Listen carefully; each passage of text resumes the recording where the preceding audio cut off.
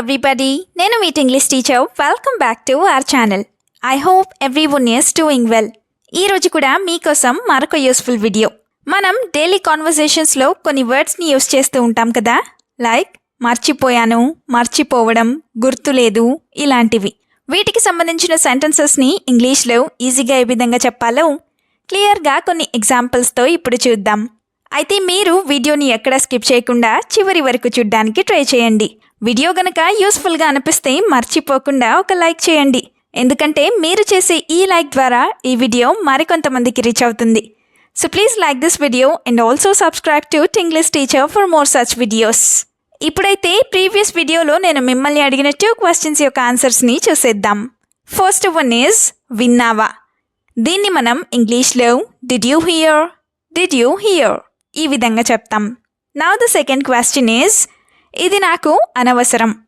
ఈ సెంటెన్స్ని ఇంగ్లీష్లో it is unnecessary for me ఈ విధంగా చెప్తాం. ఇప్పుడైతే మీకోసం 2 క్వశ్చన్స్ ఉంటాయి కదా, వాటిలో ఫస్ట్ వన్ ఈజ్ ఎంతమంది. ఇలా అంటూ ఉంటారు కదా, దీన్ని ఇంగ్లీష్లో ఏ విధంగా చెప్తాం? What do we call this in English? Let me know in the comments. ఇప్పుడు మీకోసం సెకండ్ క్వశ్చన్, నాకు అన్నీ గుర్తున్నాయి లేదా నాకు అంతా గుర్తుంది. ఈ సెంటెన్స్ని మీరు ఇంగ్లీష్లో ఎలా చెప్తారో తప్పకుండా కామెంట్ సెక్షన్లో కామెంట్ చేసి నాకు తెలియచేయండి. Please show your support with your likes and comments as always. ఇప్పుడైతే లేట్ చేయకుండా మన వీడియో స్టార్ట్ చేద్దాం. Let's get started. Sentence number 1 is ఏం చెప్పిందో మర్చిపోయాను. కొన్నిసార్లు ఇలా మర్చిపోతూ ఉంటాం కదా, సో దీన్ని ఇంగ్లీష్లో I forgot what she said ఈ విధంగా చెప్తాం. దీనికి సంబంధించిన ఎగ్జాంపుల్స్ని చూద్దాం. First one is she told me to do something a while ago but I forgot. అంటే కాసేపటి క్రితం ఆమె నన్ను ఏదో చేయమని చెప్పింది, కానీ నేను అది మర్చిపోయాను అని. అ వైల్ ఎగో అంటే కాసేపటి క్రితం అని. ఇంకొక example, how did you forget so quickly అంటే నువ్వు అంత త్వరగా ఎలా మర్చిపోయావు అని. హౌ డిడ్ యూ ఫర్గెట్ అంటే ఎలా మర్చిపోయావు అని. Now the sentence number 2 is అస్సలు గుర్తు రావట్లేదు లేదా అస్సలు గుర్తు రావడం లేదు. ఇలా కూడా అనుకుంటూనే ఉంటారు కదా, సో దీన్ని ఇంగ్లీష్లో I can't remember at all ఈ విధంగా చెప్తాం. ఇదే సెంటెన్స్ని I don't remember at all ఇలా కూడా చెప్పచ్చు. Now the first example is, no matter how hard I think, I can't remember when you gave it to me. No matter how hard I think, I can't remember when you gave it to me. అంటే నేను ఎంతగా ఆలోచించినా సరే నువ్వు నాకు ఎప్పుడు ఇచ్చావో నాకు గుర్తు రావడం లేదు లేదా నేను గుర్తు చేసుకోలేకపోతున్నాను అని.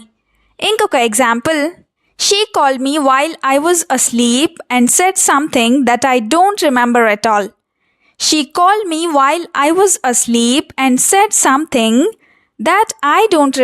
at all.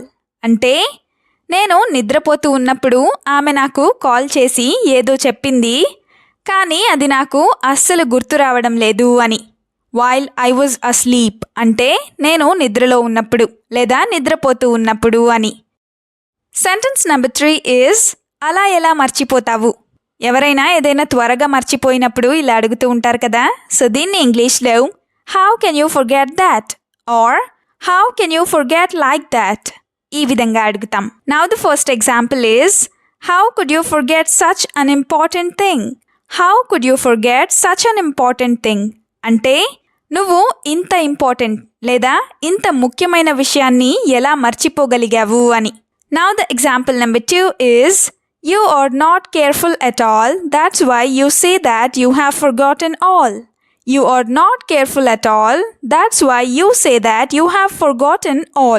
అంటే నీకు అస్సలు జాగ్రత్త లేదు, అందుకే నువ్వు అన్నీ మర్చిపోయాను అని చెప్పావు అని. Now the fourth sentence is, నిజంగా మర్చిపోయావా. ఇలా కూడా అడుగుతూనే ఉంటారు కదా, సో దీన్ని ఇంగ్లీష్లో Did you really forget? ఈ విధంగా అడుగుతాం. రియలీ అంటే నిజంగా అని. ఇదే సెంటెన్స్ని హ్యావ్ యూ రియలీ ఫర్గాటన్ ఇలా కూడా అడగచ్చు. Let's have some examples now. The first one is I think she forgot me on purpose. Or I think she forgot about me on purpose. అంటే ఆమె నా గురించి కావాలనే మర్చిపోయిందని నేను అనుకుంటున్నాను అని. ఆన్ పర్పస్ అంటే కావాలనే అని. ఇంకొక example, I had no intention of not telling you. I really forgot. I had no intention of not telling you. I really forgot. అంటే నీకు చెప్పకూడదు అనే ఉద్దేశం నాకు లేదు, నేను నిజంగానే మర్చిపోయాను అని. ఇంటెన్షన్ అంటే ఉద్దేశం అని. Now the fifth sentence is అవన్నీ గుర్తు పెట్టుకోకు లేదా గుర్తుంచుకోకు. ఇలా కూడా చెప్తూనే ఉంటారు కదా. సో దీన్ని ఇంగ్లీష్లో don't remember them all or don't remember all of them ఈ విధంగా చెప్తాం.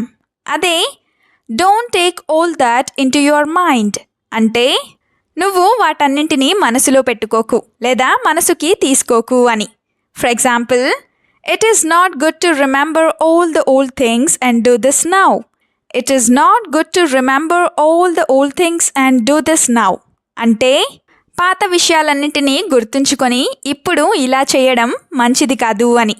It is not good to remember అంటే గుర్తు పెట్టుకోవడం మంచిది కాదు అని.